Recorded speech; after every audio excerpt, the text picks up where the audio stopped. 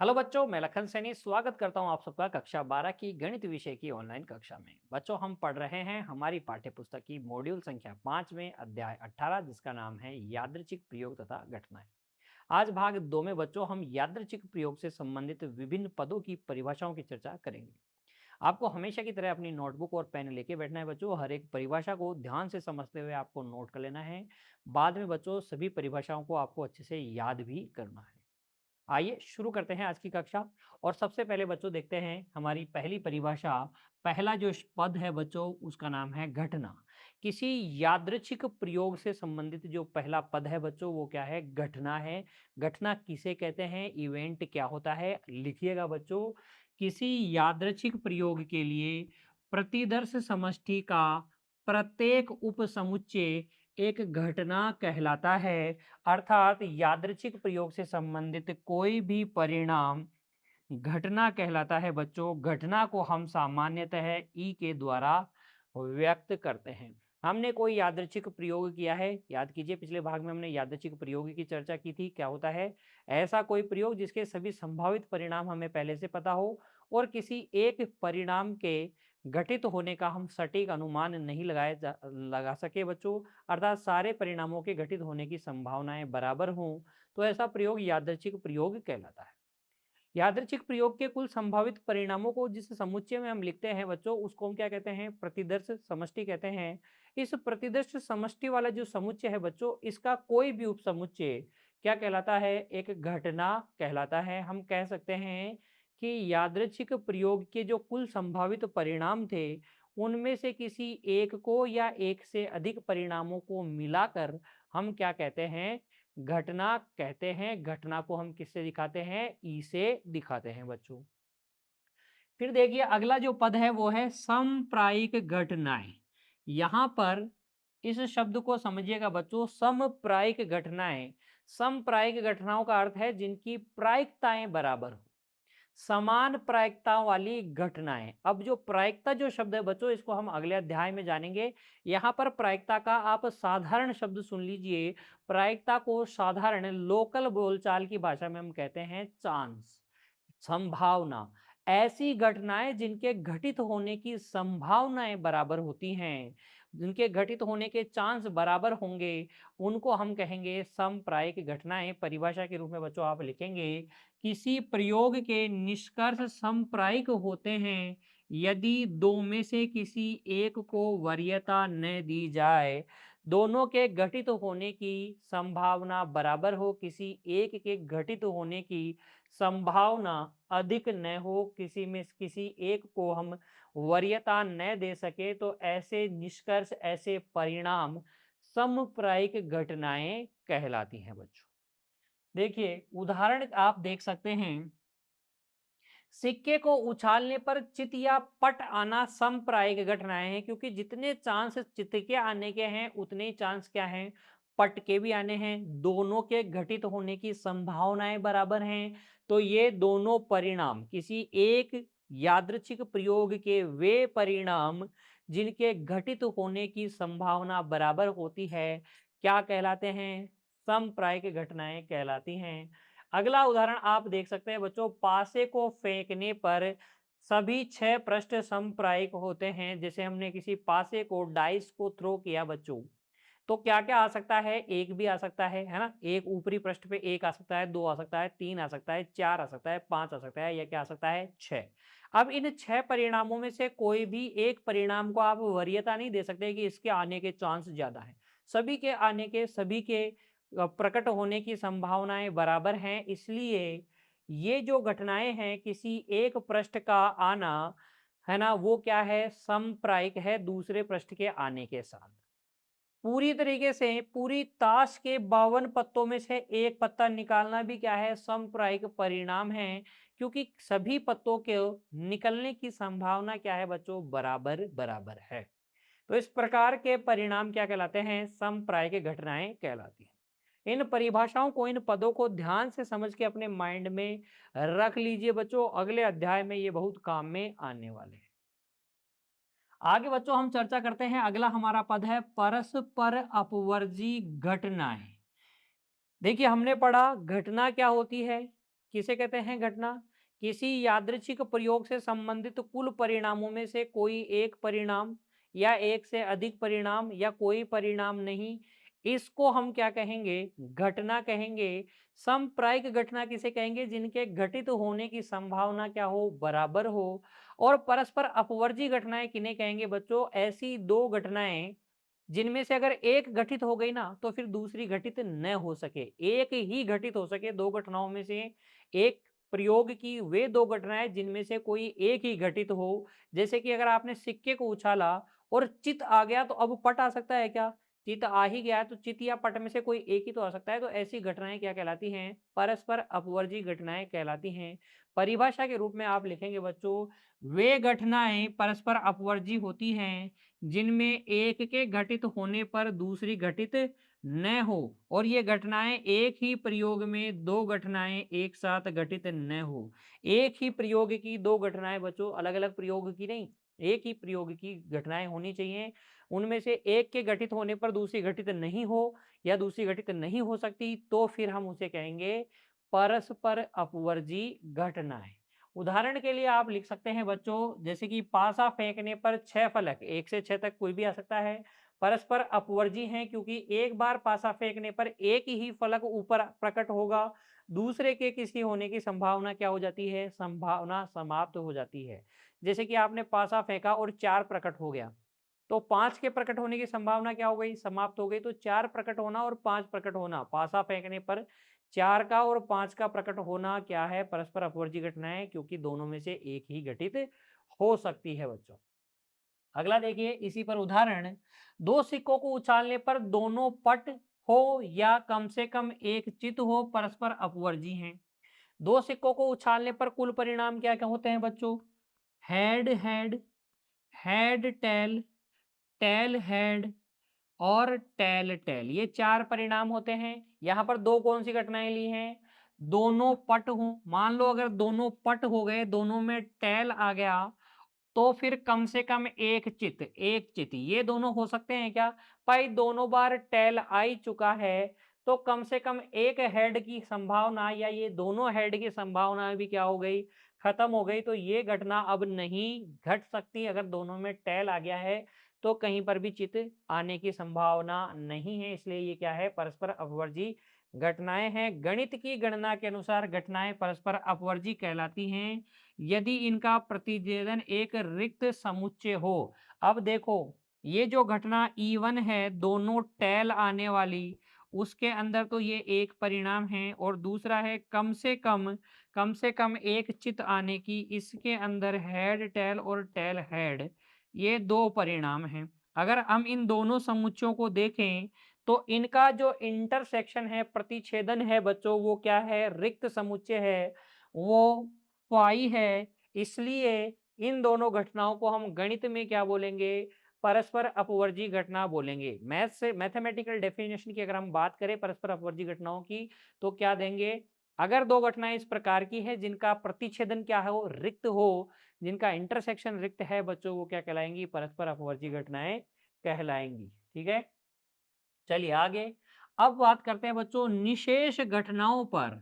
अगली जो हमारा पद है वो क्या है? निशेष घटनाएं। परिभाषा देखिए बच्चों, किसी किसी एक गुण के आधार पर हम कुछ घटनाएं एकत्रित करते हैं। किसी प्रयोग के कितने भी निष्कर्ष हो सकते हैं, एकत्रित की गई घटनाओं में से एक जरूर घटित होनी चाहिए। ऐसी एकत्रित की गई घटनाओं को निशेष घटनाएं कहते हैं। ऐसी घटनाओं को क्या कहते हैं? निशेष घटनाएं कहते हैं। अभी उदाहरण करेंगे बच्चों और अधिक क्लियर होगा। पहले देखिए परिभाषा देखिए, निशेष घटनाएं किसे कहते हैं? हमने कोई यादृच्छिक प्रयोग किया है। अब इस यादृच्छिक प्रयोग से संबंधित कई प्रकार की घटनाएं हो सकती हैं। मान लीजिए E1, E2, E3 वो 3 घटनाएं हैं, है ना? यादृच्छिक प्रयोग की कई सारी घटनाओं में से क्या है?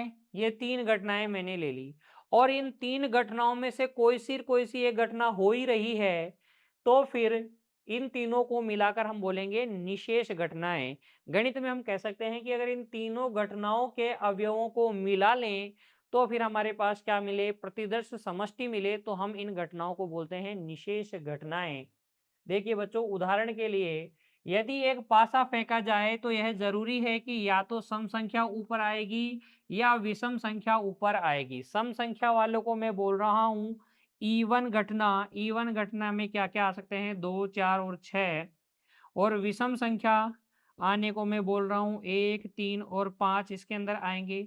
अगर हम इन दोनों को देखें बच्चों, एक साथ देखें, तो क्या ये सैंपल स्पेस 1, 2, 3, 4, 5, 6 के बराबर है?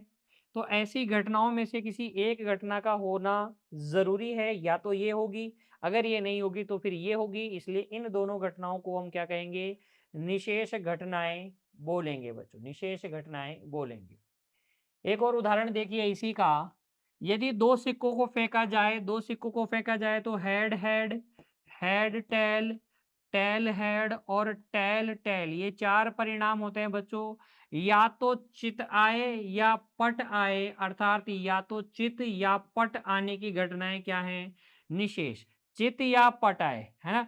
तो ये इन सबको चित या पट आ रहा है, इनमें इन सबको मिलाएंगे तो सैंपल स्पेस बन जाएगा, और ये क्या है, हमारी निशेष घटनाएं हैं।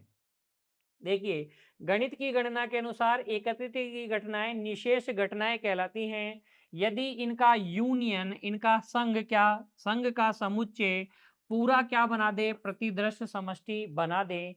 ये दोनों मिलकर, जो घटनाएं मिलकर प्रतिदृष्ट समष्टि बनाती हैं, वो घटनाएं क्या कहलाती हैं, परस्पर निशेष घटनाएं कहलाती हैं। आगे बात आपको समझ में।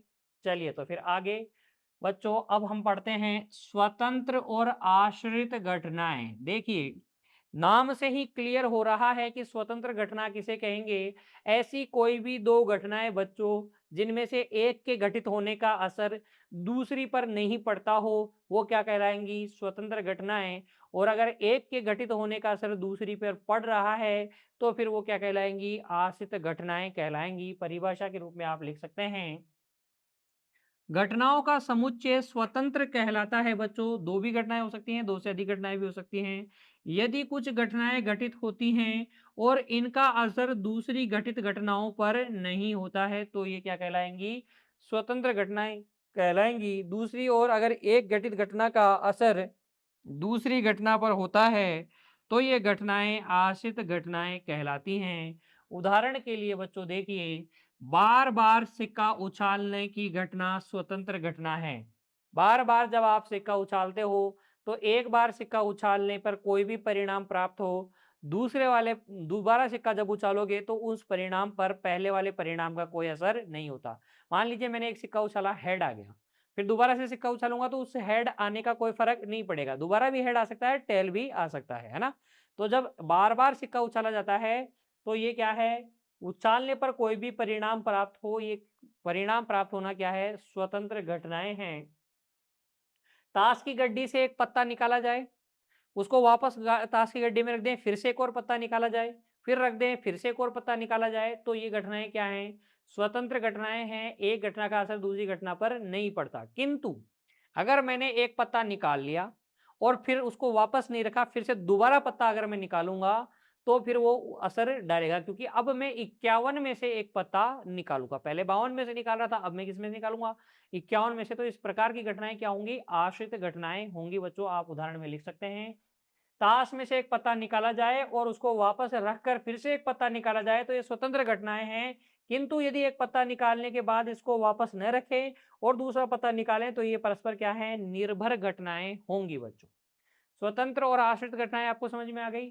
चलिए अब हम बच्चों हल करते हैं हमारी पाठ्य पुस्तक की उदाहरण संख्या 8 को, और इन पदों की परिभाषाओं से संबंधित कैसे प्रश्न हमसे पूछे जा सकते हैं उन पर थोड़ा विचार कर लेते हैं। देखिए, एक प्रयोग ई किया गया है, कोई प्रयोग है ई, जिसमें 3 सिक्कों को एक साथ उछाला गया है। अब 3 सिक्कों को एक साथ उछालेंगे बच्चों तो देखिए प्रतिदर्श समष्टि क्या होगा। आप हल में पहले प्रतिदर्श समष्टि, जैसे ही प्रयोग पता चले आपके माइंड में वह प्रतिदर्श समष्टि आना चाहिए। मैंने प्रश्न पूरा पढ़ा क्या, नहीं पढ़ा, लेकिन मैंने प्रयोग पढ़ लिया कि 3 सिक्कों को एक साथ उछालते हैं, तो मैं इस 3 सिक्कों को एक साथ उछालने का प्रतिदर्श समष्टि पहले अपने माइंड में बना लूंगा बच्चों, ठीक है ना। इस प्रयोग से के सभी संभावित निष्कर्ष लिखिए। ये लो प्रतिदर्श समष्टि हमें लिखना है। और वे परिणाम घटनाएं लिखिए जब चितों की संख्या पटों की संख्या से ज्यादा हो। तो देखिए सबसे पहले हम सभी संभव परिणाम लिखेंगे। तो लिखेंगे हल में 3 सिक्कों को 3 सिक्कों को उछालने पर सभी सभी संभावित परिणामों की संख्या। देखो सिक्कों को उछाल रहे हैं, एक सिक्के को उछालते हैं तो परिणाम 2 होते हैं, 3 सिक्कों को उछालोगे तो 2 की घात 3 कितने हो जाएंगे 8। 8 कुल परिणाम होंगे तथा प्रतिदर्श समष्टि क्या हो जाएगा? प्रतिदर्श समष्टि सैंपल स्पेस यहाँ हम लिख सकते हैं, वो हो जाएगा। देखो सैंपल स्पेस में कौन कौन आएगा? हेड हेड हेड आ सकता है, head head tail, head tail tail, tail tail tail, tail tail head, tail head head, tail head tail और हेड टेल हेड। ये कुल मिला के 8 परिणाम होंगे। हमें सबसे पहले किसका जवाब देना है? सबसे पहले जब चितों की संख्या पटों की संख्या से ज्यादा हो, है ना, तो इसके परिणाम हमें बताना है। चितों की संख्या जब पटों की संख्या से ज्यादा हो, जब चितों की संख्या चितों की संख्या पटों की संख्या से अधिक हो तो हमें परिणाम बताने हैं। देखिए यहाँ पर चितों की संख्या ज्यादा है, यहाँ पर देखिए चित कितने हैं 3, पट कितने हैं 0, चित 2 हैं पट 1 ही है। यहाँ पट हैं, यहाँ 3 पट है, यहाँ 2 पट है, यहाँ पे भी 2 चित हैं और 1 ही पट है, 2 चित हैं और 1 ही पट है। तो ये 4 परिणाम हैं जिनमें चितों की संख्या ज्यादा है। तो head head head, head head tail, tail head head और head tail head, head tail head बच्चों, हेड टेल हेड, ये 4 वो परिणाम हो जाएंगे। उसके बाद में आपको बताना है जब 2 चित आए वो घटनाएं बतानी है। जब 2 चित आए तो यहाँ पर 2 चित आए, देखिए 2 चित किस किस में आ रहे हैं? 2 चित यानी 2 टेल, इसके अंदर 2 टेल हैं, इसके अंदर 2 टेल हैं, इसके अंदर भी 2 टेल हैं। तो head head tail tail, tail tail head और टेल हेड टेल, ये 3 परिणाम होंगे बच्चों। 3 परिणाम ऐसे होंगे जब 2 चित आ रहे हैं। 2 चित बच्चों, 2 चित बताना था, टेल नहीं 2 हेड। तो इसको थोड़ा करेक्ट कीजिएगा, इसको थोड़ा करेक्ट कीजिएगा। 2 हेड की बात हो रही है, चितों की बात हो रही है। तो head head tail, tail head head और हेड टेल हेड, इनमें क्या है? 2 चित हैं। इसके अंदर चितों की संख्या ज्यादा है तो ये हेड हेड हेड वाला भी इसके अंदर आएगा बच्चों। क्लियर हो गई बात? इस तरीके से आप उदाहरण संख्या 8 को हल कर सकते हैं। नोट कर लीजिए इसे बच्चों। और सभी परिभाषाओं को आपको एक बार फिर से दोहराना है बच्चों। आज की कक्षा में इतना ही, मिलेंगे अगली कक्षा में। तब तक के लिए बच्चों आप पढ़ते रहिए, खुश रहिए। धन्यवाद।